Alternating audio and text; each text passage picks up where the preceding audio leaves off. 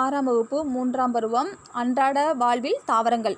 மனிதர்களுக்கும் தாவரங்களுக்கும் இடையான தொடர்பு மற்றும் தாவரங்களின் பொருளாதார பயன்பாடு ஆகியவற்றை பற்றி படிக்கும் அறிவியல் பிரிவு பொருளாதார தாவரவியல் எனப்படுகிறது.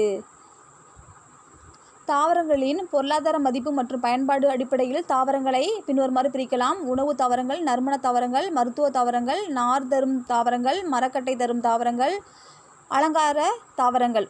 உணவு தாவரங்களை காய்கறி, தானியங்கள், பருப்பு வகைகள் என பிரிக்கலாம். உணவாக பயன்படும் தாவரங்களை கீழே பார்ப்போம். வேர் பீட்ரூட், கேரட்டு. இலை கீரை, முட்டைக்கோஸ், கருவேப்பிள்ளை. தண்டு கரும்பு, உருளைக்கிழங்கு, கருணைக்கிழங்கு. மலர்கள் வாழைப்பூ, காலிஃப்ளவர்.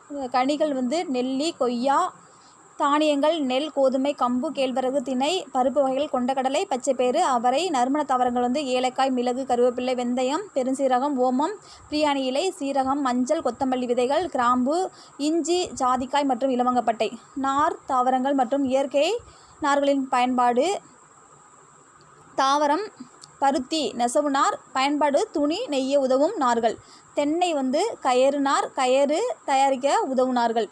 இலவம் நிரப்பும் நார், அதாவது பஞ்சு மெத்தை தயாரிக்க உதவும் நார்கள். தாவர பாகங்கள் அடிப்படையில் நார்களின் வகைகள். தாவரம் பருத்தி, விதையின் மேற்பரப்பு தூவி நார்கள். ஆளி, சணல், தண்டு அல்லது தண்டின் நார்கள்.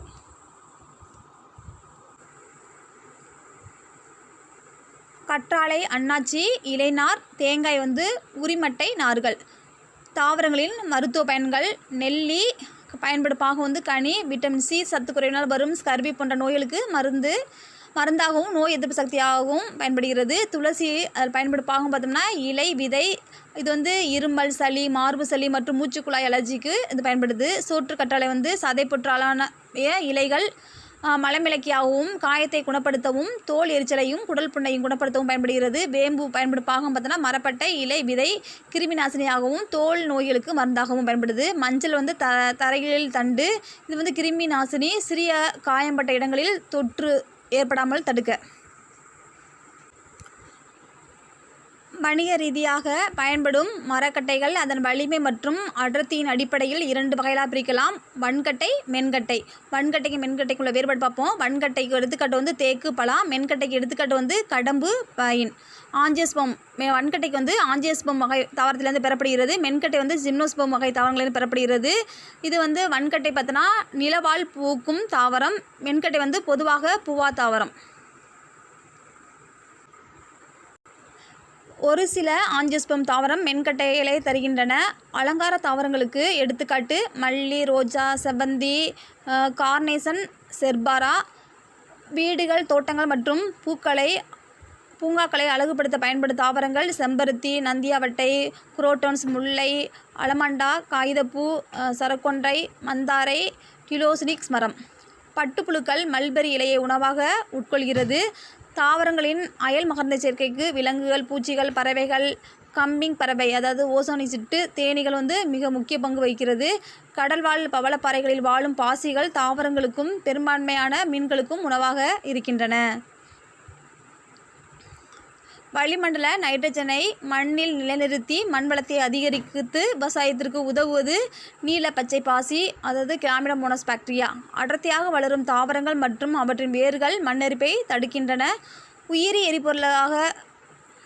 உயிரி எரிபொருளுக்கு வளர்க்கப்படும் தாவரங்களுக்கு எடுத்துக்காட்டு காட்டமணக்கு. தாவரங்கள் கழிவிலிருந்து மின்சாரம் உற்பத்தி செய்யப்படுகிறது. எடுத்துக்காட்டு சர்க்கரை ஆலை கழிவுகள்.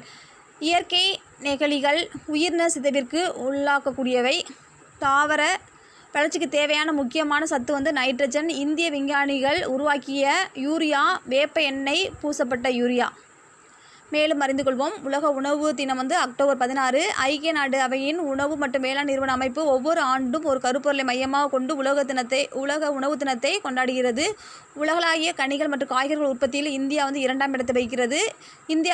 இந்தியாவில் மேற்கு வங்காளம், அசாம், ஒடிசா, பீகார், உத்தரப்பிரதேசம், திரிபுரா மற்றும் மேகாலயா ஆகிய 7 மாநிலங்கள் சணல் பயிரிடப்படுகிறது.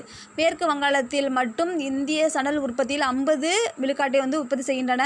மரக்கட்டையிலிருந்து மெல்லியதாக சீவி எடுக்கப்படுகின்ற மர தகடுகளை உரிய வகையில் ஒன்றின் மேலொன்று அடுக்காக ஒட்டி உருவாக்கப்படுவதே ஒட்டுப்பலகை, அதாவது பிளேவுட் ஆகும்.